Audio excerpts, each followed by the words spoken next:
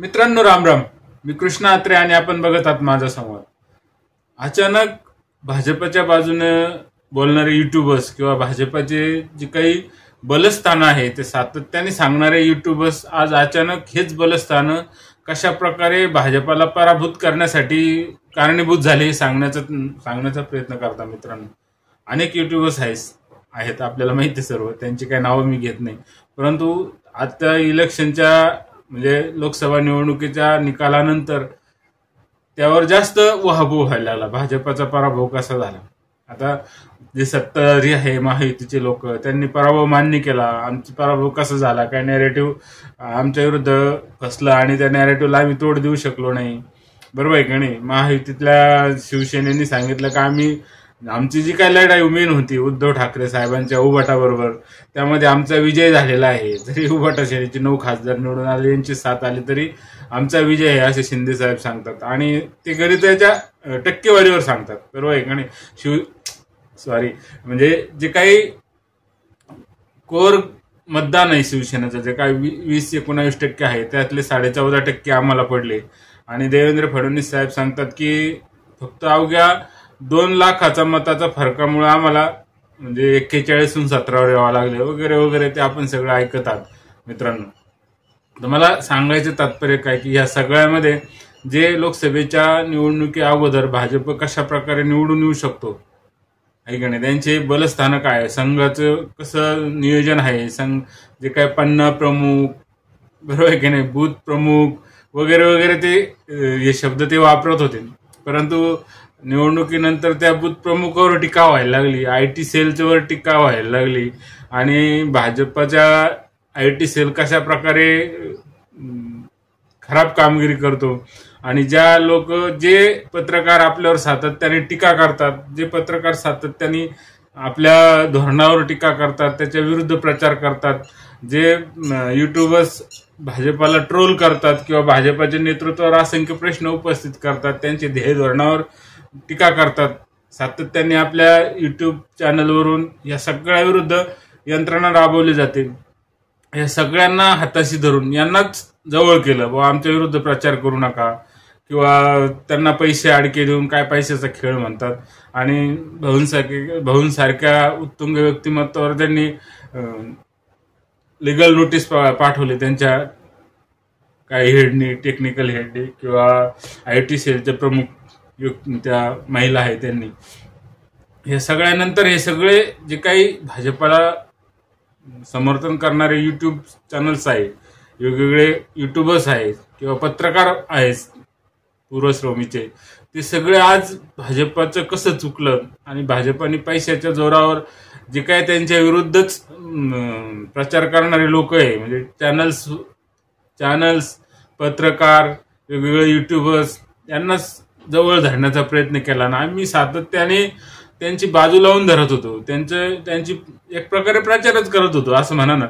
तरी सुद्धा ह्या लोकांनी आमच्याकडे दुर्लक्ष केलं आणि त्याचा परिणाम व्हायचा तो झाला आणि भाजपाला दणदणीत पराभव झाला. म्हणजे या सगळ्या युट्यूबर्स लोकांना असं वाटत होतं की आम्ही प्रचार इतक्या जोमाने करतो तर भाजपचे लोक किंवा त्यांचे पदाधिकारी आपल्याकडे लक्ष देतील किंवा आपल्याला पैशाचं संपूर्ण नाही म्हणत मी, पण एक मान सन्मान देतील. ते सुद्धा आमच्या वाट्याला आलं नाही. म्हणून हे सगळे वेगवेगळे पत्रकार आहे माझी, त्यांचे आता युट्यूब चॅनल्स आहे, ते सगळे हवालदिल झालेले आपल्याला दिसून येतात. मित्रांनो, आणि आज भाजपासारख्या पक्षावर तुटून पडलेले आपल्याला दिसून येतात. काय 500-550 कोटी रुपये IT सेलकडे आले होते म्हणतात केंद्र सरकारकडून. आणि त्याच्यामधून ह्या सगळ्या गोष्टी परत हे झाल्या. म्हणजे हे पैसे कुठं गेले, आमच्यापर्यंत तर काय आले नाही. मग हे पैसे कुठे गेले बाबा, याचा तपास कुठेतरी लागला पाहिजे.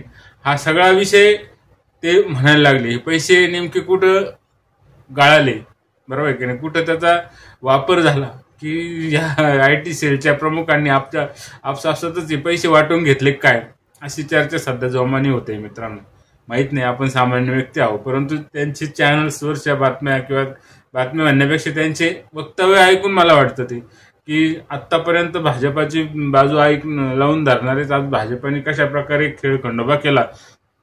आणि जी काही सत्तेची घमेंड म्हणा किंवा सत्तेचा माज नाही म्हणणार मी, परंतु आपणच निवडून येऊ शकू ही जी काही हवेत होते ते सगळ्या हवेतल्या गोष्टी हवेत राहिल्या आणि ते आज दणक्यान आपटलेल्या आपल्याला दिसून येतात. बरोबर आहे की नाही मित्रांनो? म्हणून ही जी काय आतापर्यंत भाजपाची बाजू लावून धरणारे लोक भाजपाला जर विरोध करायला लागले तर कसं होणार? सगळ्या बाजूने भाजप घेरलेला आजच्या काळात तरी आपल्याला दिसतोय मित्रांनो. म्हणजे युट्यूब मधील जेवढे चॅनल्स आहेत ते सगळे भाजपाच्या विरुद्ध टीका करतात. महाराष्ट्रातले बोलतो मी, हिंदीमधले अनेक युट्यूबर्स आहेत त्यांची बाजू लढवणारे. तर ह्या सगळ्यामध्ये 2-3 महिन्यावर विधानसभेची निवडणूक आली आणि यामधून जर प्रचार यंत्रणा राबवायची असेल तर आज प्रसारमाध्यमांना किंवा ह्या सोशल मीडियाला प्रचंड मोठं महत्त्व झालेलं आहे. ह्या सोशल मीडियाचं महत्त्व दुर्लक्षित करून भाजपला परवडणार नाही. म्हणून या सगळ्या गोष्टी परत एकदा उभ्या करून जे आपल्या बाजूने बोलतायत त्यांना सपोर्ट करणं किंवा नैतिक आधार देणं, या सगळ्या गोष्टी होऊ घातलेल्या आहे. परंतु एकच शंका येते की अचानक हे सगळे युट्यूबर्स भाजपच्या ध्येय धोरणावर म्हणण्यापेक्षा त्यांच्या IT सेलवर तुटून पडलेले दिसतात. आता देवेंद्र फडणवीसवर कोणी टीका करत नाही, परंतु त्यांच्या IT सेलचे प्रमुख किंवा जे काही ध्येय धोरणं ठरवणारे प्रचार यंत्रणाचे मीडिया प्रमुख, प्रचार यंत्रणाचं जे काही वेगवेगळे चालवतात सगळे हँडल्स, ते कसे चुकीचे आहे हे सांगण्याचा प्रयत्न करतात. आता याच्यातून काय होईल सांगता येत नाही. ह्या सगळ्या पत्रकारांना कशा प्रकारे हँडल केलं जाईल माहित नाही मित्रांनो. बरोबर आहे की नाही?